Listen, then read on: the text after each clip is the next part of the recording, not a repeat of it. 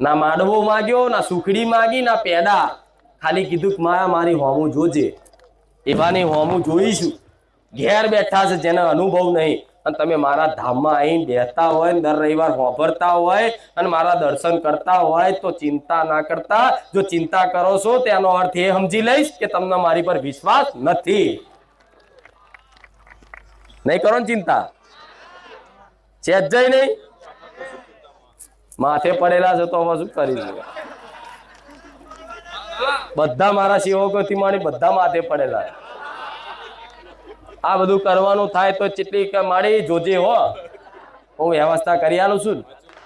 આજવારા મારા નામ ના છે, નકર આજવારા રે નહીં. પણ સેવા સેવા કરવા માટે શક્તિ હું આલું છું, બધી વસ્તુ હું આલું છું, બધું હું જ આલું છું.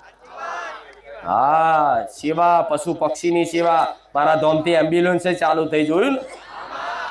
તો તમારું તો ધ્યાન રાખું છું. મનુષ્યનું પણ આવા જીવ છે, જે અબોલા જીવ છે, જેનું કોઈ નથી ને એને હું છું. કેમ કે માને જગતજનની કહેવાય. શું કહેવાય? જગતજનની, આદ્ય શક્તિ. જગતજનની એટલે આખા જગતની માં. એટલે આમાં પશુ પક્ષી બધાની આવી ગઈ ને, તો મને તમારે એકલા ચિંતા ના હોય, એમની ચિંતા હોય. તમારે તો દવાખાને જવા માટે એમ્બ્યુલન્સ આવી જાય, 108 ફોન કરો. એમના માટે આવો, એમના માટે મારી 108 આવે. પણ નજીકના બારેજાના વિસ્તારની આજુબાજુ છે ને તો સુધી જ સેવા સીમિત છે. કેમ કે પાટણ ફોન કરે થોડી જવાય, જતા જતા તો ગાય જતી રહેતો હોય, થાય કે નહીં એવું? એટલે પહોંચી નહીં વળતું. એટલે અમુક વાતે કદાચ કોઈને એવું નિરાશ થાય કે અમે ફોન કર્યો પણ કે આયા નહીં, તો પછી બારેજાથી 10-20 કિલોમીટરના એરિયામાં હોય તેના માટે અમારા સેવકો રાત દાડો ગાયોની પશુ પક્ષીની સેવા માટે દોડે છે.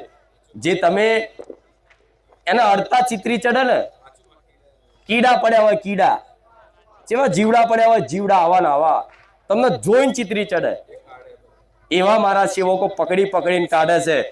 તો વિચારો, આ સેવા